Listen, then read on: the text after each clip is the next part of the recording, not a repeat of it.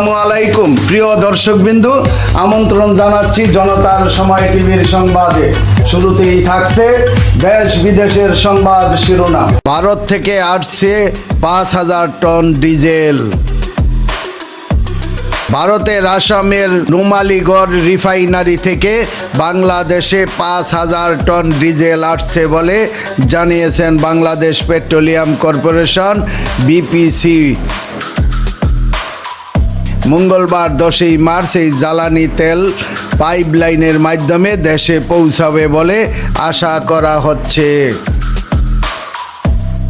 মূলত ইরান ইসরায়েলের যুদ্ধের প্রভাবে বিশ্ববাজারে তৈরি হওয়া তীব্র জ্বালানি সংকট তৈরি হয়েছে। এরপরেই পাইপলাইনের মাধ্যমে ভারত থেকে বাংলাদেশে ডিজেল আসার প্রক্রিয়া শুরু হয়েছে।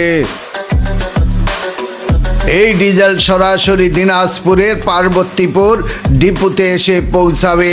বিপিসির বাণিজ্য ও অপারেশন বিভাগের মহাব্যবস্থাপক মোহাম্মদ মোর্শেদ হোসাইন আজাদ জানিয়েছেন, সোমবার দুপুর ৩টা ২০ থেকে ডিজেল পাম্পিং কার্যক্রম শুরু হয়েছে। প্রতি ঘন্টায় প্রায় ১১৩ মেট্রিক টন হারে পাম্পিং চললে বুধবার সন্ধ্যার মধ্যে এই বিপুল পরিমাণ ডিজেলের সরবরাহ সম্পন্ন হবে বলে আশা করা হচ্ছে। বাংলাদেশ ভারত মৈত্রী পাইপলাইনটি ভারতের শিলিগুড়ি মার্কেটিং টার্মিনাল থেকে বাংলাদেশের পার্বতীপুর পর্যন্ত প্রায় ১৩১ কিলোমিটার দীর্ঘ, যা ২০২৩ সালের মার্চে আনুষ্ঠানিকভাবে উদ্বোধন করা হয়েছিল। এই পাইপলাইনের মাধ্যমে বছরে প্রায় ২ লাখ মেট্রিক টন ডিজেল সরাসরি পরিবহনের সক্ষমতা রয়েছে।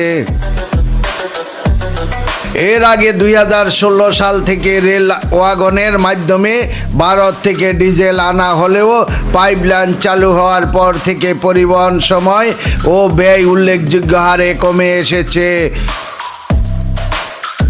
বাংলাদেশে বর্তমানে দৈনিক ডিজেলের স্বাভাবিক চাহিদা ১২ থেকে ১৩,০০০ মেট্রিক টন, যা দেশের সামগ্রিক জ্বালানি চাহিদার প্রায় ৭০%।